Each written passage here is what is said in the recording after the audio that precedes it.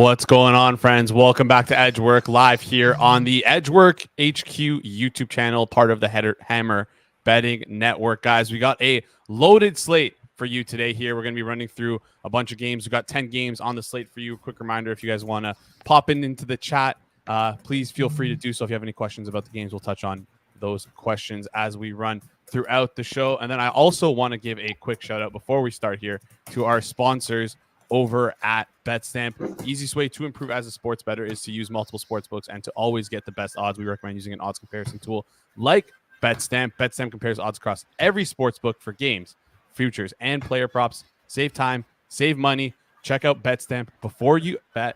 Download the app today. And if you're looking to sign up for new sportsbooks accounts, please check out the offers available over at betstamp.app/edgework, or check out that link in the description. If you sign up through that page, it helps support the show here. Guys, don't worry about Zach. I just kidnapped him. I have him locked in my basement. He's alive. I decided I was going to take over Edgework today. Alex, Matt, how's it going? You guys excited for the show? Alex? Yeah.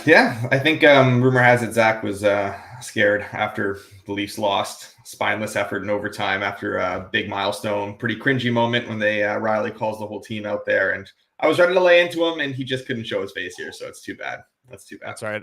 I'm here for the Leafs punishment. Matt, any thoughts on that John Tavares 1,000th point into a disgusting overtime loss? No, just a congratulations to Tavares and his family. His dad, very excited. Great job, man. 1,000 points. Really, really, really, really cool, man. Really. All the dads were excited, I think, right? All of them, yeah. Should be sucks that Mitch Marner couldn't get an assist on that goal, but that's another issue for another day. Anyways, let's get into the games. Before we do, guys, I want to quickly talk to you about, we saw a lot of stuff happen over the weekend with the Department of Player Safety stuff, right? We saw Erica Branson with his hit from behind, Nick Cousins hit, Erica Branson from behind, then both come out of the box, a little retaliation, a little back and forth stuff there. And then we saw, I believe, David Perron, I think it was Artem Zub, kind of stuff him there after the Dylan Larkin hit. There was a lot of stuff going on this weekend, whether it be hit from behind or just, I guess, players taking things into their own hands, right? So I want to start off here just to asking, like, we saw Erica Branson get a 1-game suspension for being I believe it was an aggressor is what the term that the Department of Player Safety used. And then we also saw David Perron get 6-game suspension for what he did to Artem Zub. Alex, we'll start with you here. Any thoughts on like just the lack of consistency here with the Department of Player Safety, the lack of consistency with refereeing across the board? Any thoughts in general about just these decisions and what we saw over the weekend? Well, I mean, you said it. Like, it is a lack of consistency. That's what it boils down to. I mean, you kind of put the policing of the game into the players' hands when you have refs not holding guys accountable for stuff like Nick Cousins. And like at the end of the day, honestly, Nick Cousins should have been tossed from that game immediately after that hit from behind. Was not tossed from the game, got jumped, would not answer and fight. If he had just fought initially, again, nothing happens. But like, so it's kind of, it's obviously it's on the refs for not tossing it to begin with. And then good Branson kind of takes it into his own hands. Like, what do you expect is going to happen when you leave him out on the ice and to play the rest of that game? Guys are going to go after him. He turtled the first time, he turtled the second time. Like, eventually, I mean, you either have to answer the bell or the refs have to kind of take matters into their own hands. And now good Branson getting suspended out of all this is pretty insane. Not as insane as the fact that the one thing I learned this weekend that was probably the most shocking piece of information is that good Branson is only 31 years old. He's had a graying beard for like 8 years. I honestly thought he was maybe pushing 40 just based on how long he's been in the league. So kudos to him. But yeah, I mean, look, I'd be livid if I were him. I would have had the same reaction. I think most guys would have the same reaction to be, on the receiving end of such a dirty hit like that. And then to not even be able to get a little bit of vindication by, you go after him and he just turtles and you end up getting a penalty, and then he stays in the game. You go after him again and he turtles once again. And it's just like, I get being livid from his point of view. The fact that Cousins was allowed to stick in the game after, and it's insane the way they handle these things. And I don't expect any changes or any corrections anytime soon. So. Yeah, fair enough here. I mean, it's just what I don't understand the message that the Department of Player Safety and like all the referees across the board are trying to send here. What do they want from the players, right? Because it seems like it's mixed messaging here. Do you want players to be able to take things into their own hands? Do you want like the referees to do their job and protect players? What is the end goal here? And I feel like the NHL doesn't even know. Matt, do you have any thoughts on this whole debacle, ordeal, disaster? Yeah, well, I mean, it's always been this way, though, right? Like from a consistency standpoint, because I mean, at times it can be a difficult sport to not only officiate, but kind of patrol after the fact. Where I kind of feel like they felt obligated because of just the look to give him any kind of suspension.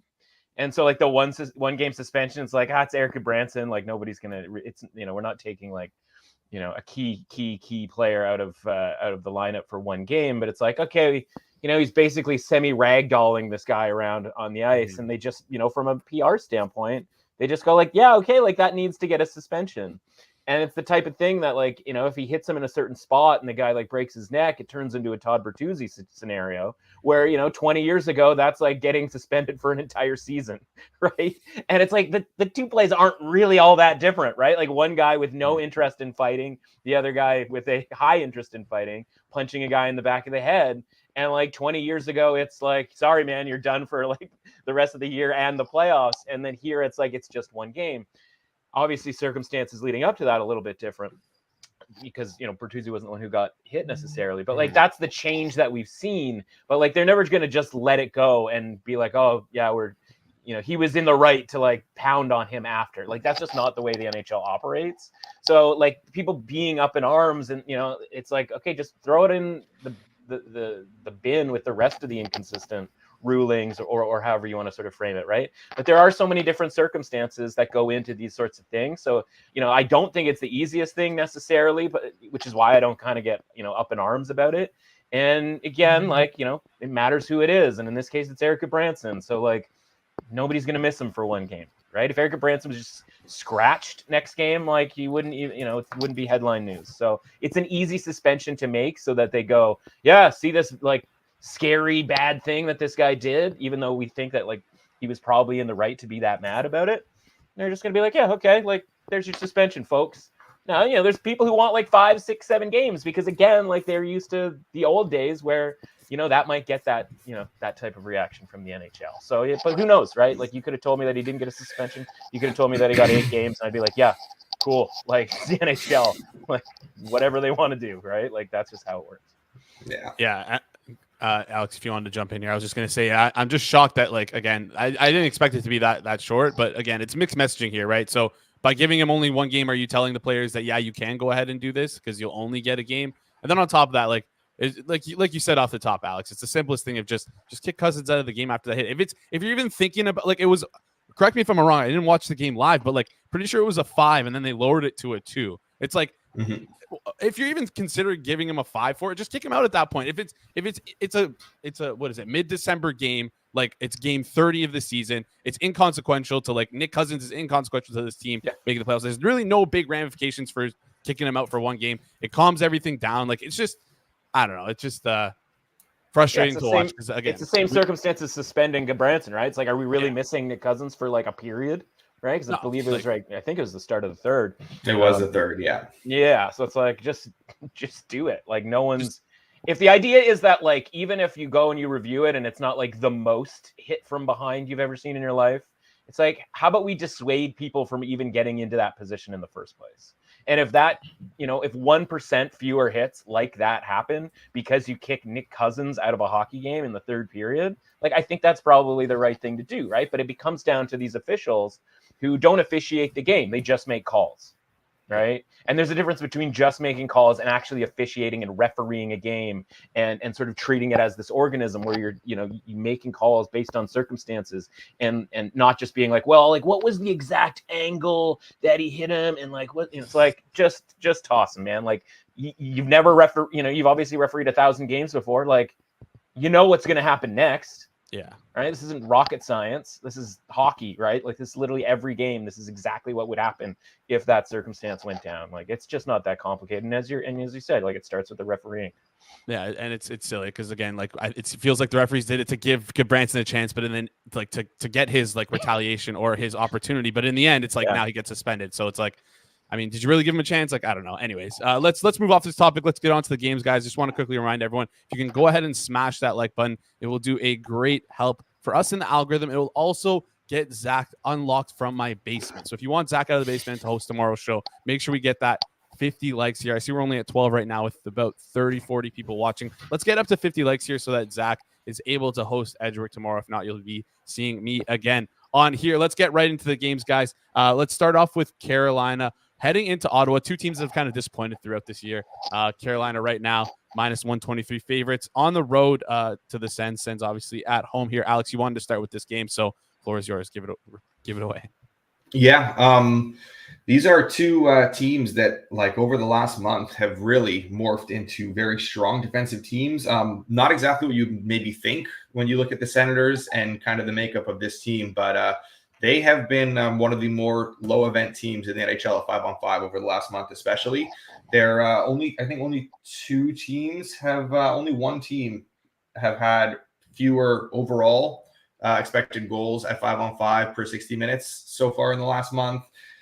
Sens are giving up 2.3 per 60. Hurricanes giving up 2.5. Hurricanes generating a little bit more offensively, but, like, again, we know the same old story with the Hurricanes where they are unable to convert those opportunities all that often. Maybe, a game against Jonas Korpisalo is a bit of a cure for them offensively. Let's hope not, because I am on an under here. This is again, just two teams that are playing good defensive hockey and not generating much. The Sens have got very little going right now. They're converting chances at a bit of a higher rate, but, like, I don't expect that necessarily to continue. They definitely have to see a little bit of regression at some point. So I think that this total is just too high, and the fact that what's the best kind of thing available we're looking at here?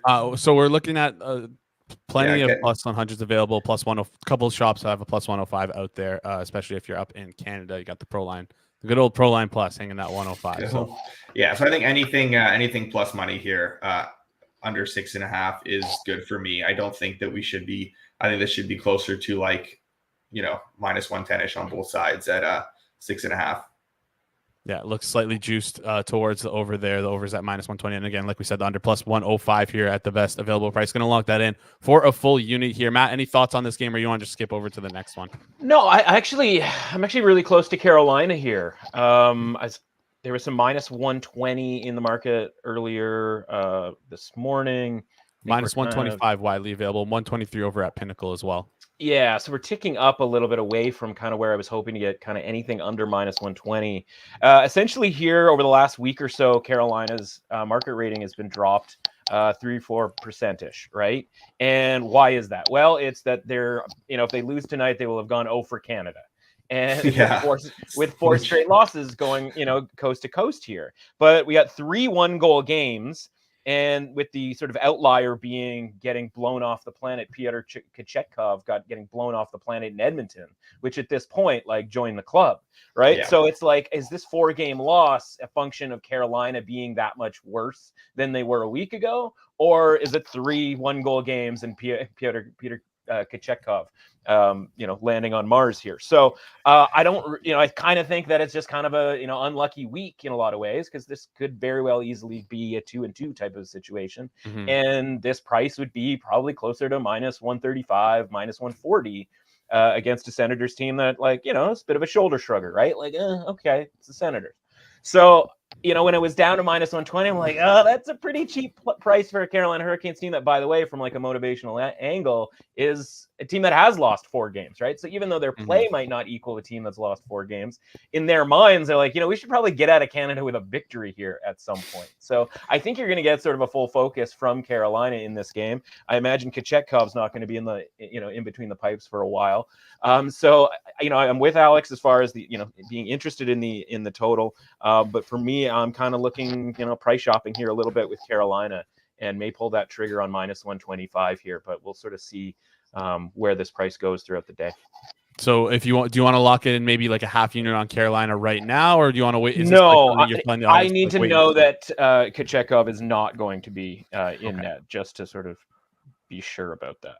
Okay. All right. So Kochetkov, I understand like the hate around Kochetkov, but like all things considered, he hasn't been terrible. It's kind of a couple bad games against good offensive teams that have dragged his overall numbers down.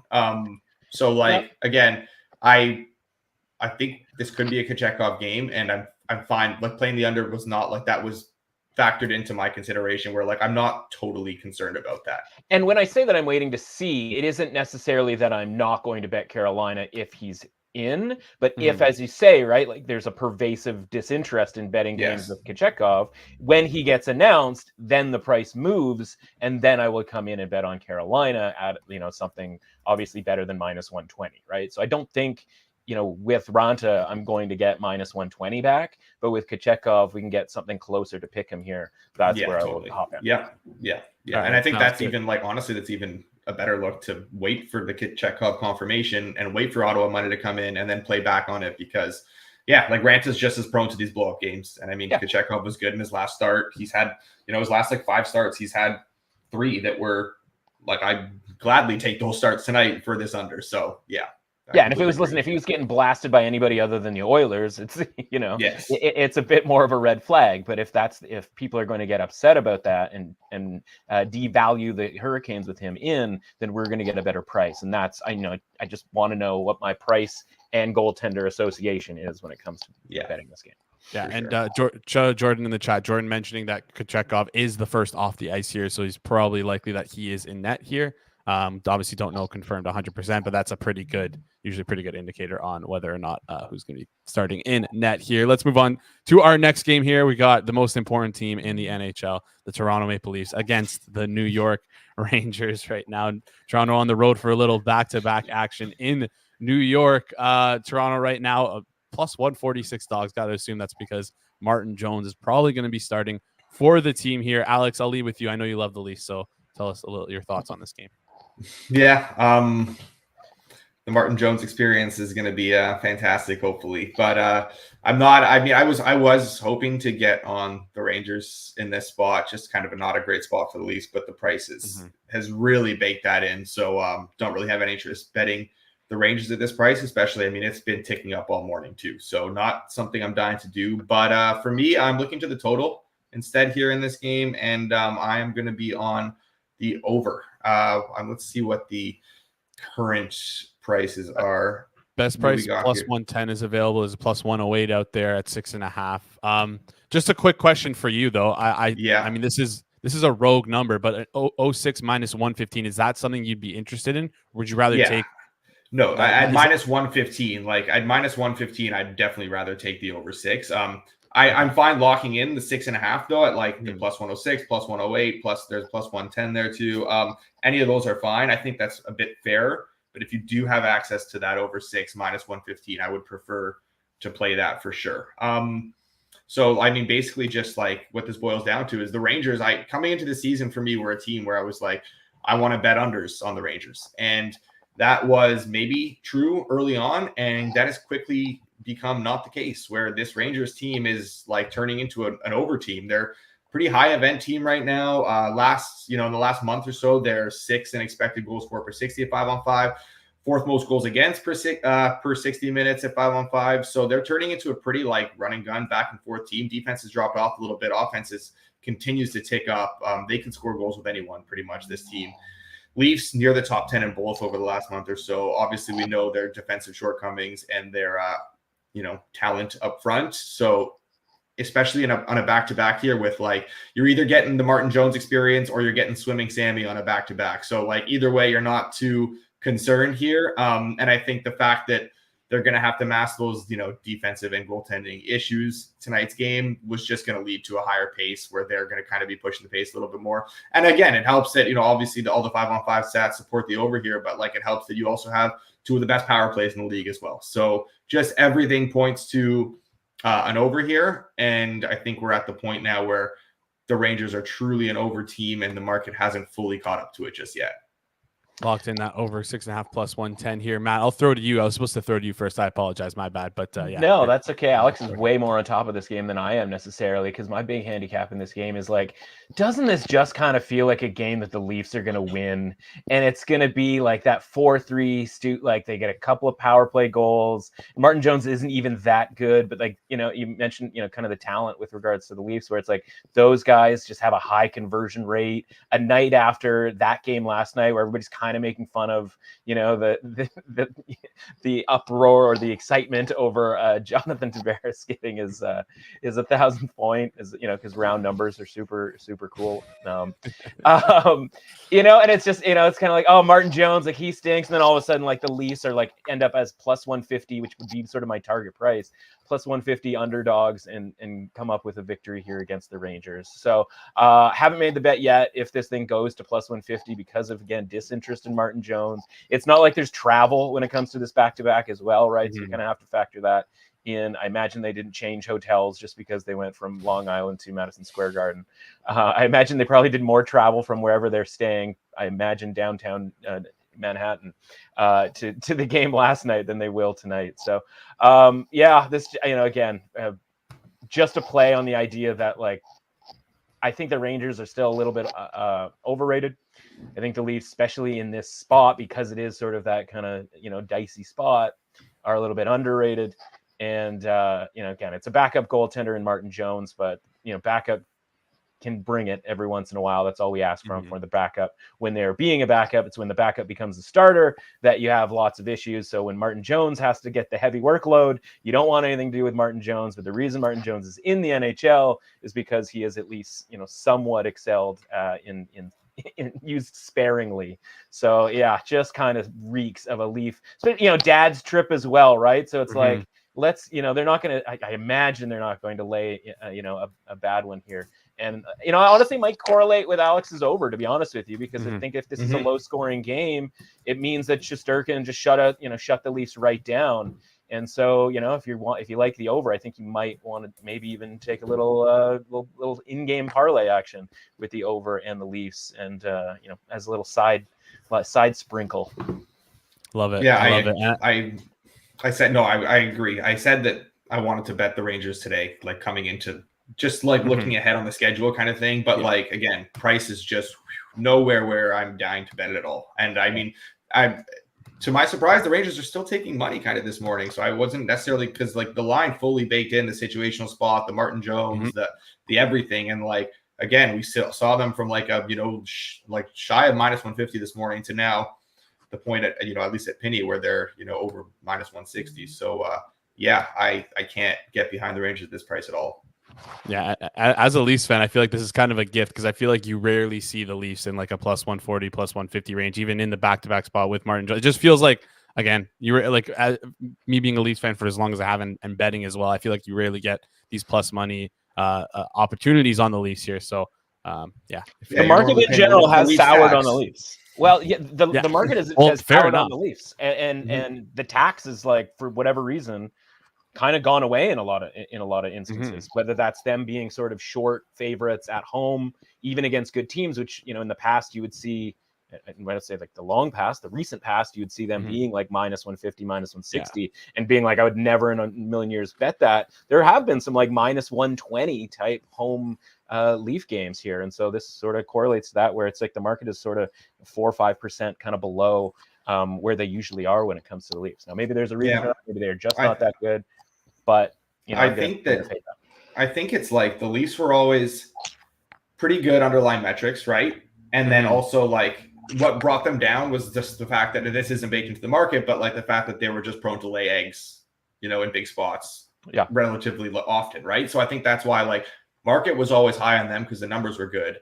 But like, again, the reason why like they were an easy team to fade is because you knew they were just not going to bring it every night, right? Now it's kind of come to the point where like the numbers have dropped off, but like the fact that they're still laying those eggs all the time is still there. And it's just like, so I think now the market is like just completely out on them. And I think with good reason. And they have to, I mean, there's some work to be done there to turn this around, I think, with that roster overall. Yeah, we can talk about that another day. Let's move on to the next game here. do. Let's head over to Seattle. We got the Florida Panthers taking on the Seattle Kraken. Right now, Seattle Kraken home underdogs sitting around minus 150. You can find plus 150 on Seattle. You can find a minus 156 on Florida here. Alex, I'll let you lead with this one. You're interested in betting this game. So, let us know what your thoughts are here. Yeah, I was like, at one point this morning, I was like, someone talk me into the Kraken because I might just pull the trigger. Very happy that I haven't pulled the trigger. I just can't do it.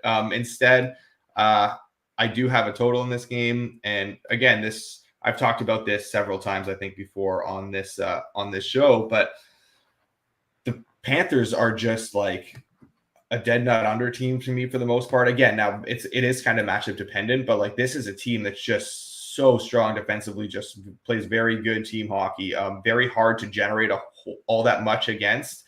Now, offensively, they're capable of exploding and scoring, 5-6 goals. They've done that, I think, in like half their last 8 or so games. But against a Kraken team here that is very good at limiting opportunities against, I don't think we see that. And I think that's the only way we kind of lose an under here, because I do not see the Kraken generating enough or scoring enough in this game whatsoever to threaten this total. So as long as the Panthers don't have some sort of offensive outburst, I think we're going to be just fine here. And just pulling up my numbers here and stuff. The Kraken now in the last month, especially, they are the lowest event team. So I was talking about how the Senators are the second lowest event team. The Kraken are the lowest event team over the last month. 2.3 goals for per 60, and which is like a just completely miserable mark. And only 2.35 goals against per 60. So really just a boring, kind of a slog team at 5-on-5. Panthers 2.39 goals against per 60 at 5-on-5. Just very good defensively, very good team hockey. And I think that this is going to be another one of those games that's just kind of slow paced, and hopefully the Kraken can keep the puck out of their net, because unless Florida scores 5, I think this under, especially getting plus money, I think this under hits comfortably. Yeah, Pinnacle hanging a U6 plus 106 here. A couple shops, though, hanging a minus 120 at the under 6.5 here, just for tracking purposes. The under 6 plus 100 plus 106 range, both that and the 6.5 around minus 120 are widely available here. So, Alex, you can kind of take your pick at which one you'd rather track here. I assume you'd probably be leaning towards that under 6.5 minus 120. Is that what you're looking at here? Yeah, the 6.5 minus 120. If those were to tick up at all, though, I'd rather play the under 6 plus 106 as opposed to the minus 125 at 6.5. But at minus 120, 6.5, I am good with tracking at that under there.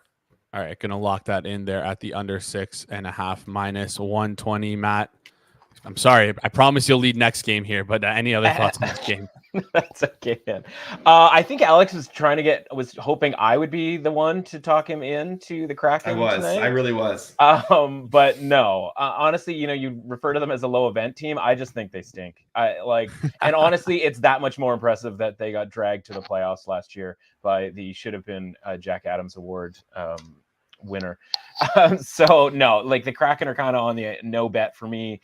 Joey Decord is not an individual that I'm looking to get into bed with, so to speak, here. With even honestly at anything like plus 150, it's like no, like this we're gonna need something in the 2s for me to be all that fired up about backing this Kraken team. So Florida's, once they've got a little bit more healthy here on defense, which of course helps Alex when it comes to the under.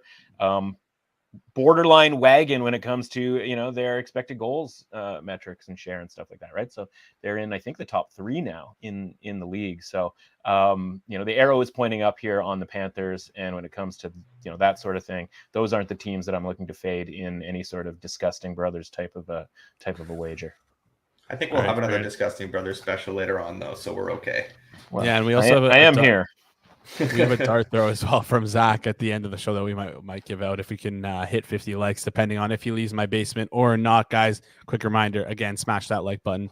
Does a lot of help for us in the algorithm. We're at 27 likes right now. If half of you were to press the like button right now and you haven't, Zach would be freed from my basement and hosting tomorrow's Edgework show. So make sure you smash that like button here. Let's head over to Vancouver here. We got Tampa Bay taking on Vancouver.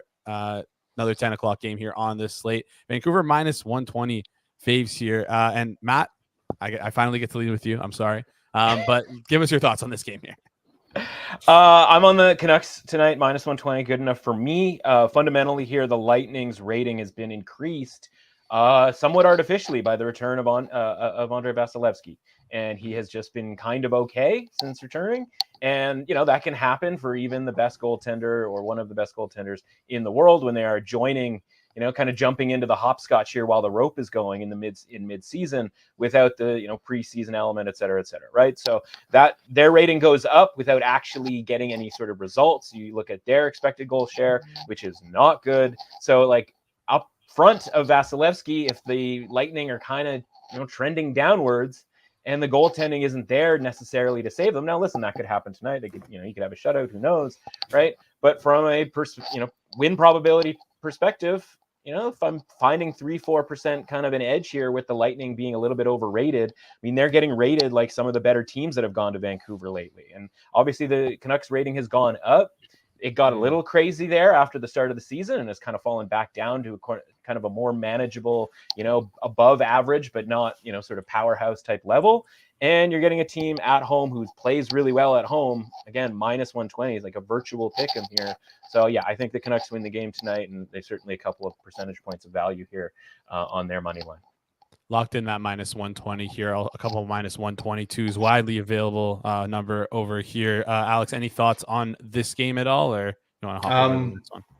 I think again, small sample size, but like I am high on Vancouver. I've definitely come around on Vancouver quite a bit, so I agree with Matt there. In terms of the Lightning, though, like this is a team that I remained high on despite their early season struggles and whatever. I think a lot of that can just be attributed to the fact that this is like a team that kind of knows what it takes to go deep in the playoffs, and how you don't leave it all out there too early. You don't have to go nuts in October and November. We have seen a significant uptick in their play over the last 2 weeks or so, 2 to 3 weeks. They have over the last 8 games, they're at 54% expected goal share.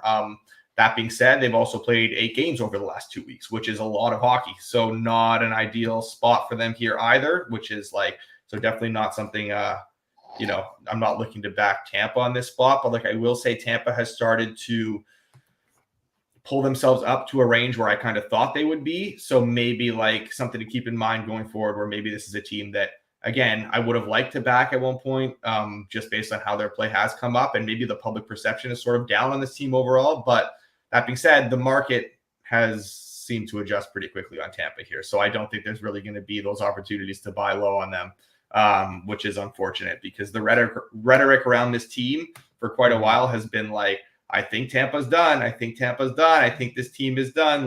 There's nothing left in the tank and whatever. All the miles have caught up to them. I don't think that's the case whatsoever. I think they're going to be just fine. But the market seems to agree as well. So not necessarily too many buy low spots.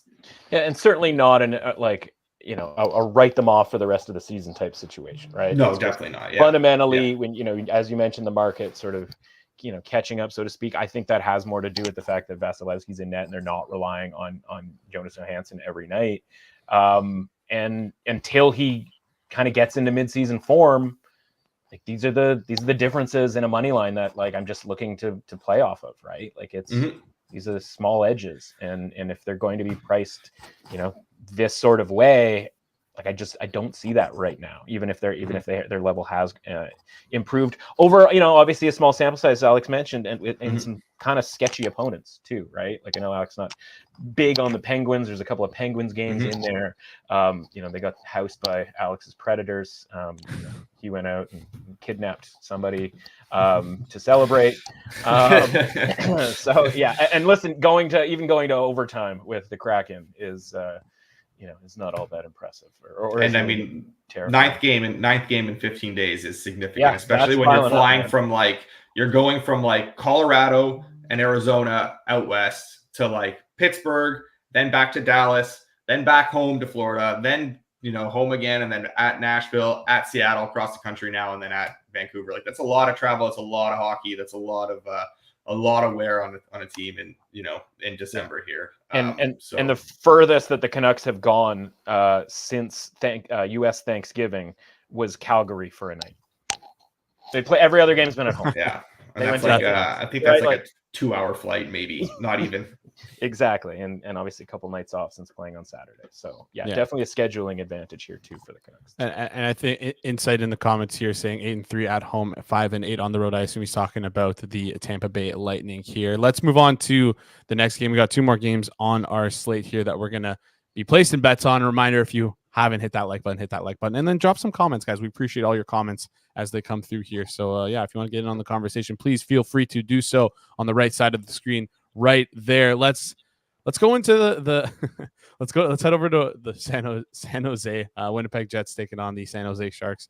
San Jose plus 187 underdogs at home here. Matt, or Alex, yeah, Matt, you know what, Matt, we'll leave with you. We'll leave with you on this one.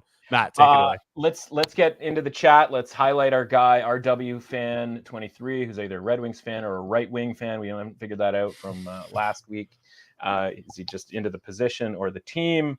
The only thing missing there is the Disgusting Brothers clip. The Disgusting Brothers. Don't call us that.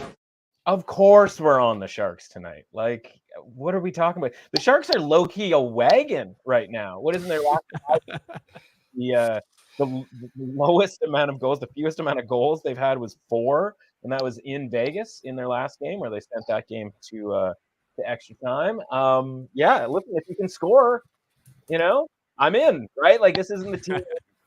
Certainly they weren't giving up 10 goals a game, but now they're actually scoring some goals here. And the Winnipeg Jets fall into that category, as we talk about all the time with the Sharks and getting these big prices on the Sharks, which is, pretty close to plus 200 here. But honestly, I don't even need the plus 200. Plus 185 was good enough for me. It's the only game that I've actually bet already, and I don't need to kind of wait around for a price.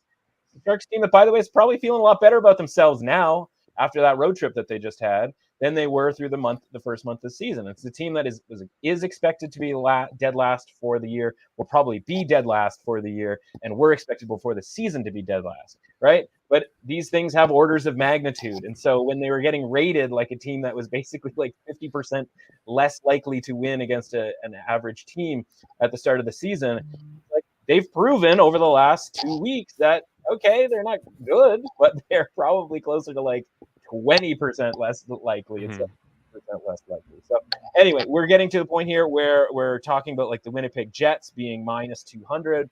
I've said this before, seemingly every second Tuesday. Like to get conceptually, over the course of the season, but not necessarily with Laurent Brossoit in net on the road against the Sharks team, who's back home feeling probably pretty good about themselves, getting still a pretty big price here against a above average, but not that much above average Jets team. RW fan did confirm that he is a Red Wings fan, not a right wing fan. Here. How many of those guys are right wings though that he just mentioned? And then inside in the chat as well, Kyle Connor day to day while we're undergoing. I don't imagine Connor will play tonight. Yeah, probably not playing tonight. But Alex, any thoughts on tonight's game here? Oh yeah, this is a Disgusting Brothers special. That's I'm all in on the Sharks tonight. I love it. I think this is a great spot to back them. I mean, like, what Sharks? Like, what are we talking about with Winnipeg? Even like, you got Connor. Connor's probably going to be out, and this is a team that so Sharks offensively, maybe not the best team over the last month. 2.22 goals for expected goals for per 60 at 5-on-5. The only team that's been worse over the last month, the Jets, who are now missing one of their best offensive players. This team is not generating anything. It's been brutal. I'm on the Sharks tonight. I like the Sharks tonight. I also, and now I'm going to spare everyone the L here because I've done this so many times and I can't do it again. But God, do I want to bet the under in this game again.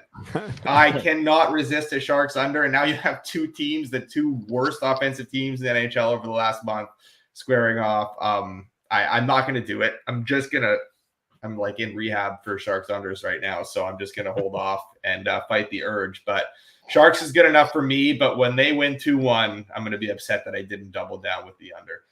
Yeah, I mean, there's generation, right? And then there's conversion. And like when you see the puck go in the net, it's no different than basketball. It's no different when you get hot, throwing the ball around in football. Where it's like when you start to have success, right, that can snowball for a little while.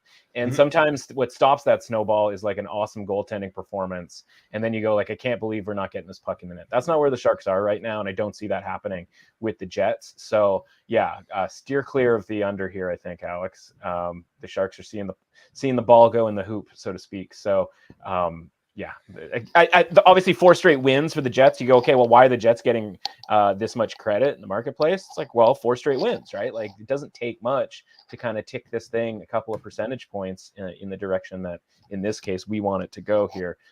So yeah, Sharks plus 185 is the very least a play.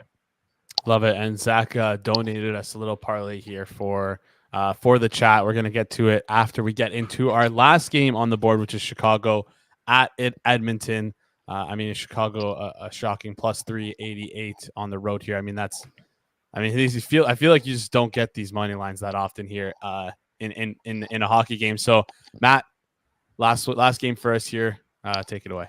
Yeah, like we're so close. And I think Alex agrees with me. The price here is just a little bit out of control. Same kind of deal with regards to the Jets, right? Where it's like, yeah, big win streak and people get all excited. And obviously it's the Oilers. So when that happens, or when any sort of top team gets on a run here, the Avalanche, even the Leafs, if they ever win 7 games in a row, people get really excited and it's like, oh, this team can't lose. And it's like, well, yeah, they can, right? Like, it's still hockey. It can happen at any time. So I have written down plus 400 because it was plus 395 earlier this morning. And I was like, are we going to get there to that magic number where if we win one, we're paying for 4 missed bets in the future? Like, that's kind of the way that I think about it with some of these, and if we get it wrong, right, we just lost 1 bet, which we can, happen at any time. The one thing worth mentioning here when it comes to these sorts of things, right, is like, who do you trust in overtime or shootout? And last week we had the Sharks in the Disgusting Brothers role, and they went to a shootout as heavy underdogs. And I watched their backup goaltender, Soderblom, I think that's the gentleman's name, just not even close in the shootout. Like, it looked like he was one of those all-star weekend goaltenders during the like shootout, competition where you're getting like graded on like how fun your move is. And the goaltender's there to like provide an obstacle, but he's like not really trying to save the puck, right? Like, that's what the Blackhawks goaltender looked like against the Predator. I think it was the Predators, right? Yes, because we were trying to catch a Predator.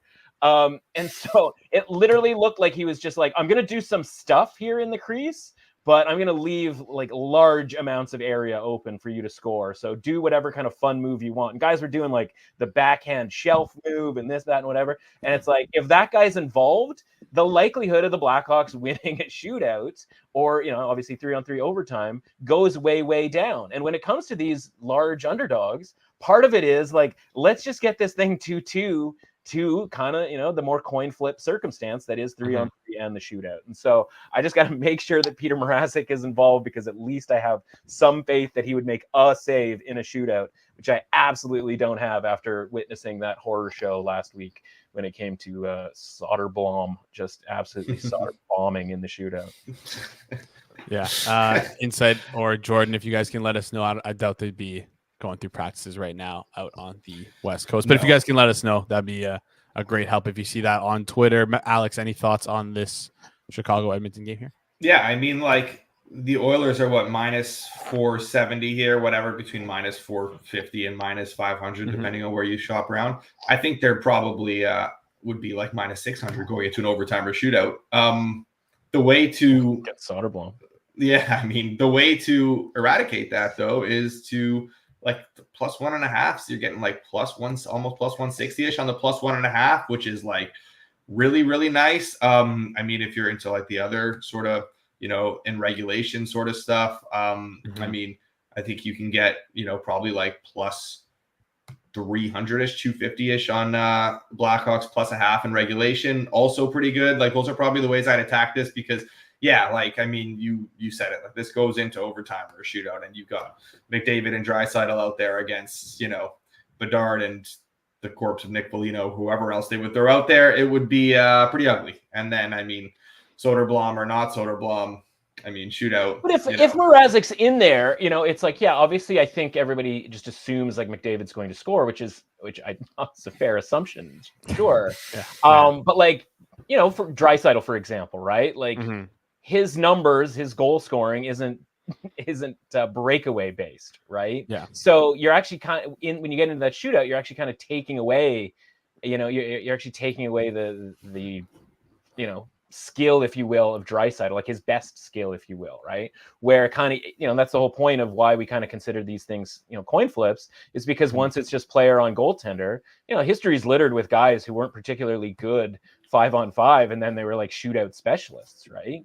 So, if you're giving Chicago their best chances to score are breakaways, their scoring probability is going to go up, more exponentially than like Connor McDavid's is and Leon Draisaitl's is, because they can score, with 5 guys draped on them or on crazy angles and, obviously using each other as far as like passing across the crease and all that kind of stuff, right? So like, yeah, they're super, super talented, but like, McDavid certainly has advantage in anything, but the advantage is certainly way, way less in a shootout than it is over the course of a 60-minute game.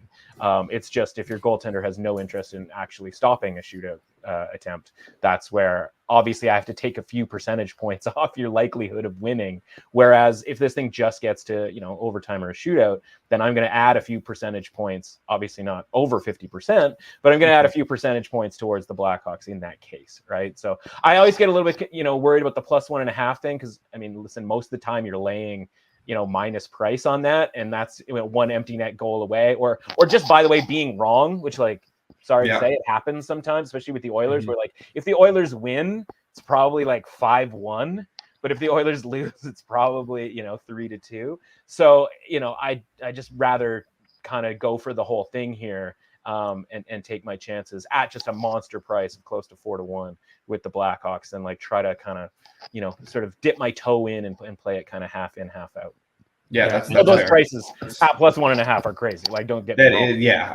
That's nuts. I think I would prefer the +0.5 in regulation to the +1.5s. I mean, +2.5 and -110 is like, it's pretty wild, but like, honestly, you're laying -110 in a game that could just like easily finish 6-1. If the Blackhawks are going to keep it tight, let's bet on them to keep it actually tight, right? But it's like, what's crazy is that you're getting these prices, and normally this is the type of thing I'd be all over, but like, man, this is 5-on-5 is like, they've been awful. The Blackhawks, Oilers have just been a complete wagon lately. And then like, you're like, oh, maybe we can like get some, some support on special teams. No, Blackhawks like 10% of the power play, like 75% of the penalty kill, just complete dog shit, basically at all 3 facets of the game. So, man, this is like, you want to get involved, but I'm probably just going to sit this one out. And it's worth mentioning, it is a fair price based on like the market ratings of the last like couple of weeks, right? Which have obviously adjusted for the Oilers playing a lot better. And honestly, too. And playing a lot better, but also like playing well and getting something out of it, because I think they were always kind of playing pretty well, right? But honestly, playing better probably means the goaltender is playing better than he was at the start of the season, or that they were at the start of the season. And then the Blackhawks, as you mentioned, right, where it's like, okay, we had a certain rating for the Blackhawks, expecting them to be not very good, and then Alex mentions like there's not even like a power play loophole where it's like, yeah, just don't give up don't take a penalty against the Blackhawks, they'll burn you. It's like, no, they will not burn you doing that either. So like, it is a fair price based on the recent play for both teams. It's just a huge price for, honestly, a mid-December hockey game here between a team that can absolutely lose and have a bad goaltending game at any given time.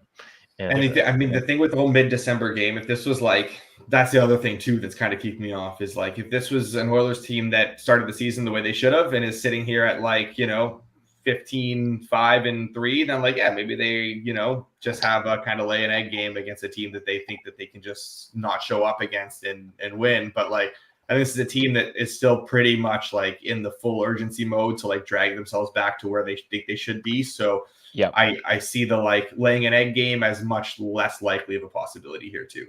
Yeah, I mean, don't get me wrong. I would love to come on here and tell Jay to hit the clip on Disgusting Brothers and just be full bore into it. But, it's just something that needed to be talked about versus like the Sharks, where it was like, okay, I'm betting that and asking questions later. This is more just like, all right, are we doing this? Like, just looking each other in the eye and just being like, is this happening, man? And, again, I don't know. I don't know if it is. I need plus 400. That's what I guess that was my sort of goal here when it was plus 395. Now it's sort of ticking back to, the 380s. I know that doesn't sound like much, and it certainly isn't that much when it comes to an applied win probability. But, I like me the round number of getting 4 units off of this potential victory. We love round numbers here in hockey. Before we head out here, Zach is throwing us I don't know if it's an alley-oop or I don't know how to describe this, but he was in the chat earlier and he mentioned a parlay, little long shot parlay here for the fans. So if we can get a couple more likes on the stream, I'll be able to let you guys know what that is. We're at 33 likes right now. Let's get that number up a bit before we head out here. I'm going to quickly recap the picks for today, and if I can see us get maybe let's say 35 likes, small number. I'm not giving you a big runway here. Just get 1 or 2 more likes here. Let's quickly recap though. We have the over 6.5 plus 110 in the Toronto New York Rangers game. Carolina Ottawa under 6.5 plus 105.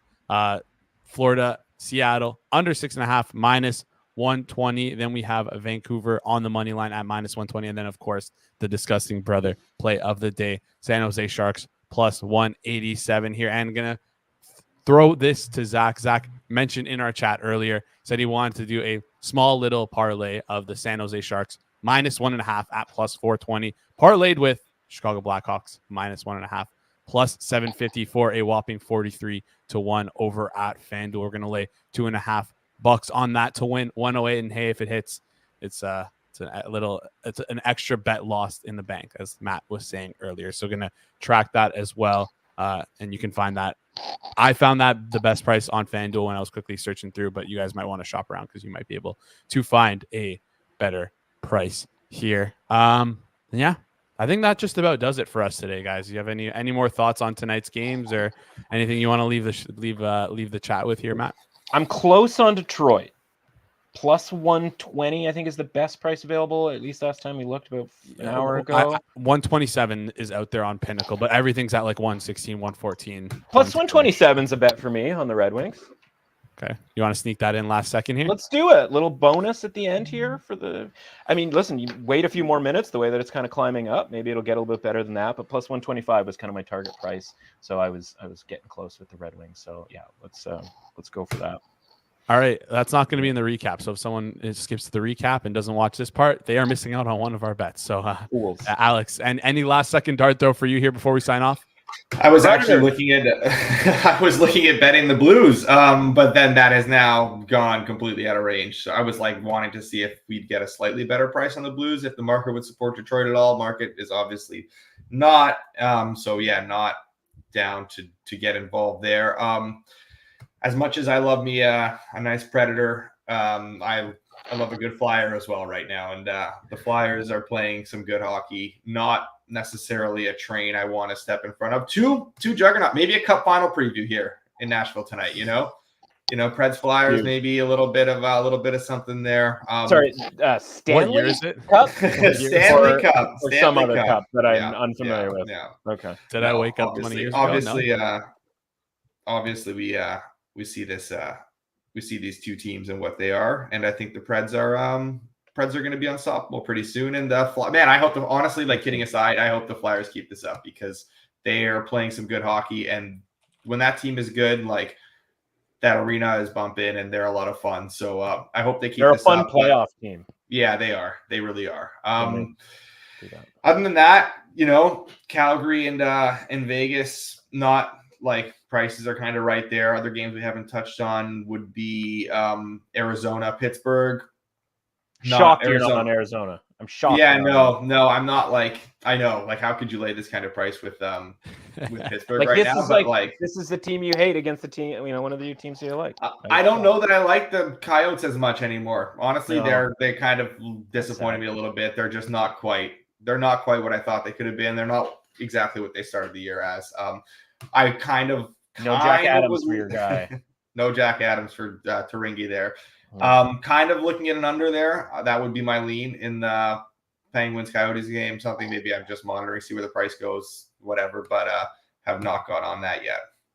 All right, fair enough here. It seems like you were talking about the Predators earlier. The only thing that can step in front of that dream and stop it is Chris Hansen. So, yeah, let's sign off here, guys. Thank you so much for tuning in for today. A quick reminder before you head out: if you haven't hit the like button already, please do. Zach, I can hear him; he's begging right now. He's saying, "Please let me out, let me out." So please, if you want Zach to host tomorrow's show, let's get up to 50 likes before the end of the day. And yeah, Zach will be back here on Edgework tomorrow, but only if we can get to 50 likes at the end of the day, guys. And if you haven't subscribed already, please subscribe to the channel here, Edgework HQ, excuse me. Does a big help in supporting us in the algorithm, gives us a little boost. And one more thing, I don't really ask this, and I don't know how often Zach asks this, but if you guys like the show and you guys have some friends who like to bet, share it with one of your friends. You'd be surprised how far that Give could it to go. him for Christmas. Yeah, like You know? give them a little Christmas gift wrapped Put a little bow on it. Love it. I love it. So, guys, we really appreciate all the chat support going on, all the likes. We appreciate it, guys. So, thank you again for that. And that just about does it for us here today over on Edgework. For myself, for Alex, for Matt, this has been Edgework live here on the Edgework HQ YouTube channel, part of the Hammer Betting Network. Excuse me, guys. Thank you so much for tuning in, and good luck on your bets tonight. See ya.